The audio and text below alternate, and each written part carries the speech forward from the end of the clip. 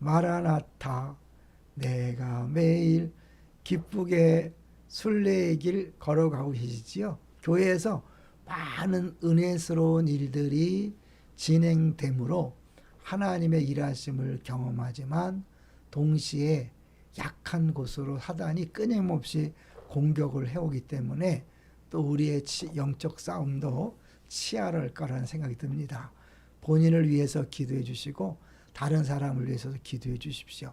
오늘 이 시간이 또 한번 위로를 받고 힘을 얻는 기회 되기 바랍니다.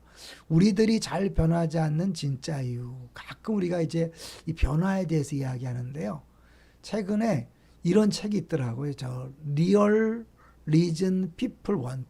이거를 한글로 번역하면 사람들이 변하지 않으려는 진짜 이유. 우리는 보통 왜 안 변할까 하지만 그 뿌리를 보면 변하지 않으려고 한다는 거예요. 난 변하고 싶은데 안 변한다가 아니라 변하지 않으려는 그게 있다는 거죠. 이제 그거를 좀 어려운 말로 동적 평형이라 그런 표현을 쓰더라고요. 동적 평형. 그건 자신의 에너지를 이상한 데 쓴다는 거예요. 어디 쓰냐면 변화와 경쟁하는 데 소모한다는 거죠. 자기도 모르는 중에 이 변화되는 것과 싸운다는 거예요. 그러니까 에너지를 거기 쓰다 보니까 자연스럽게 변화가 되지 않는 거죠.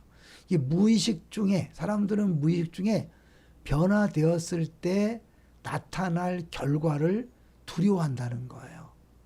이 말로는 변화되고 싶다 하지만 변화된 후에 나타날 결과를 은근히 두려워하고 그 두려움을 해소하기 위해서 사실은 변화하지 않고 과거의 습관으로 또 돌아간다는 거죠.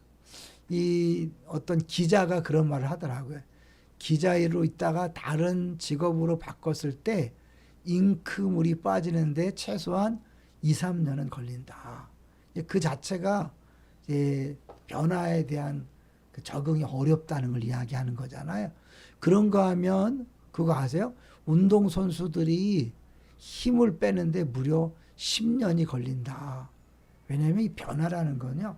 본능을 거스리는 거거든요. 지금까지 자연스럽게 해왔던 모든 것들을 바꾼다는 자체는 지금까지 자연스럽게 했던 그 본능을 따라가는 것을 거부하는 거잖아요. 이제 보통 삼척 행복 시대다 이런 말을 해요. 있는 척을 한다. 없으면서도 있는 척. 모르면서도 아는 척. 아닌데도 예쁜 척, 뭐 멋있는 척 그런 거죠. 이런 척척하는 이유는 뭘까요? 자기를 지키고자 하는 보호 본능이죠. 일단 우리가 이거를 인정해야 돼요. 우리가 이 변화는 본능을 거스리는 작업이기 때문에 그것을 약점으로 보고 비난하기보다는 자연스러운 자기 보호의 인간 행동으로 그렇게 보는 거죠.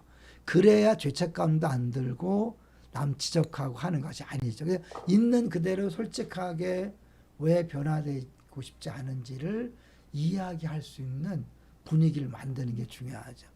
계속해서 우리는 갈라디아서에서 육체의 소욕과 성령이 싸운다고 그랬잖아요. 육체의 소욕이라는 자체가 뭐예요? 본능이잖아요. 우리 안에 오신 성령님께서 계속해서 하나님께서 원하시는 대로 살기를 원하지만 육체는 지금까지 살았던 대로 살고 싶은 거죠. 그걸 옛사람과 새사람이라 싸움이라 하고 옷을 갈아입는 작업을 하잖아요. 그러니까 그만큼 우리들이 이 신분의 그런 신분에 매이는 것, 과거 본능에 매이는 것이 너무 자연스럽다는 거죠. 그래서 이제 우리가 이 기독교를 보면요. 바울 사도는 계속해서 이제 그러므로라는 단어를 쓰잖아요. 골로새서에도 보면 너희가 그리스도와 함께 살리심을 받았으면 이제 수요일날 제가 설교했고 또 마침 성목사님은 새벽에도 했는데 이건 바울 서신의 특징이 앞부분은 교리 부부를 얘기하고 뒤는 그 교리에 근거한 삶이기 때문에 그러므로 하는 거죠. 그 말은 뭐냐면 너희들이 얼마나 놀라운 구원을 받았는지를 깨달아라.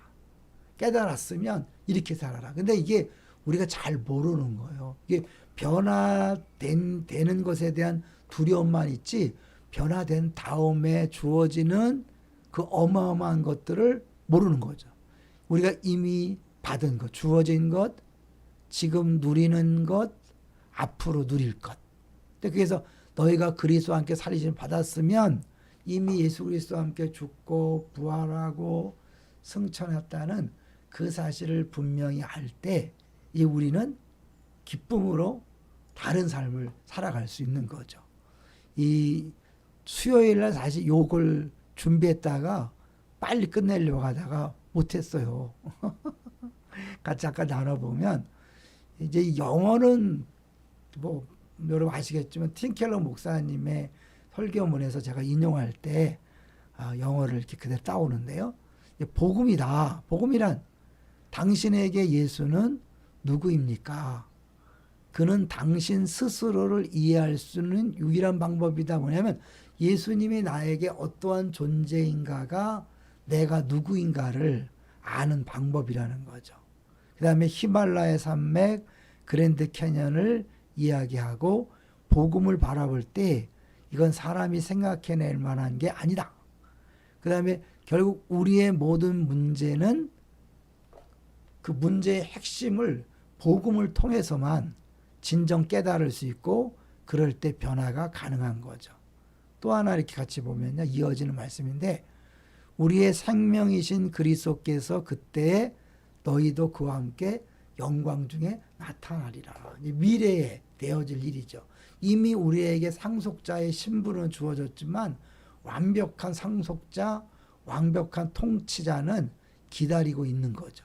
그분을 바라보고 오 주님 당신은 나의 생명이시니 다른 어떤 것도 내 생명이 되게 하지 마십시오.